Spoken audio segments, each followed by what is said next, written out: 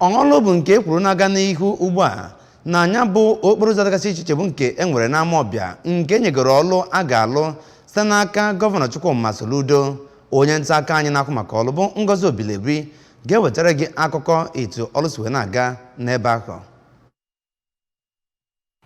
Ya bụ ụzọ dị kilomita 3.1 dịka onye managing director nke ụlọ ọrụ na-arụ ya bụ ọrụ ngo bụ injinia Daniel Nkwonta. Ha nọ ọrụ na ụzọ 8 n'ime ụzọ 9 ahụ ha na-arụ ọrụ na ya bụ ndị gụnyere Onolibe Street, Presbyterian Church Street, Meniru Street, Professor Godwin Onu Street, Chief Victor Ndibe Street, Sir F.N. Nwalusi Street, Chief Dan Maduka Street, Onowu Street, Ngene Street na Ụmụeze Ụmụkabia Street Amawbia. Ugbu a ịgbarisi ala na ime ya ka ọ dị larịị bụ nke na-aga n'ihu na Dan Maduka Street ebe ha rụchaworo ya bụ ọrụ na Onolibe Street. Iwu ọwa mmiri na-agakwazi n'iru n'ụzọ dịgasị iche iche ha na-arụ ọrụ na ya. Injinia Nkwonta kọwakwara na ha hụrụ nnọọ nnukwu ikpo ahịhịa n'otu ụzọ ha na-arụ bụ nke ọ kọwara na o riri ọtụtụ ego na oge ibupụgasị ma kwezie nkwa na ugbu a mmiri kọchara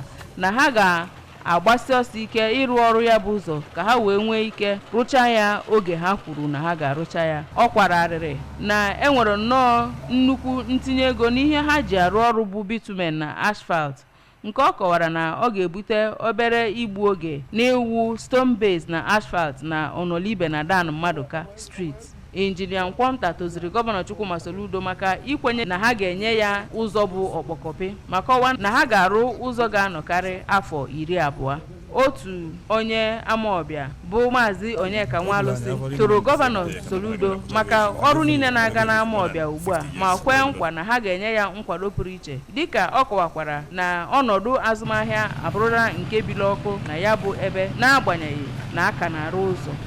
O juru anya afọ nne m bọsa ebute katapila gịrị apụchava ezi maka na ezi emego ezi for more than 50 years nwere ndọtara anyị. So gọọmenti Prọfesọ Charles Soludo favola nwere nne because a na-agbochi ezi nche nọ ebe egwuregwu injinia na onwe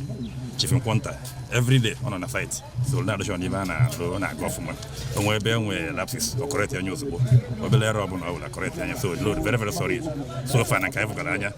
na ndị chere ka eme ya asfalt mebe asfalt ka nkwalị ka o si ya adụ. Ụfọdụ ndị bi na Amawbia bụ ndị gụnyere Oriakụ Oluchi Ekurume ya na Emeka Okonkwo kụrụ gọvanọ Soludo aka pụrụ iche dịka ha kọwara na ha atagbuola onwe ha n'ahụhụ na ya bụ ụzọ n'oge mbụ mana ha na-enwezi ọnwụ pụrụ iche ugbu a ọrụ gbagotegoro na ya bụ ụzọ kwukwa na ọrụ ahụ a na-arụ meziri ya bụ ebe ọma nnukwu mma. Ihe dị iche dị kịta ọ dị mma obi m bụ sa aṅụrị obi na-atọ m ụtọ ama azụ afịa ebe keke buru ngwaafịa m na-abịa ọ na-ebutere ngwaafịa n'udo ngwaafịa m anaghị adazi. Site n'Amawbia, abụ m Ngozi Obileri.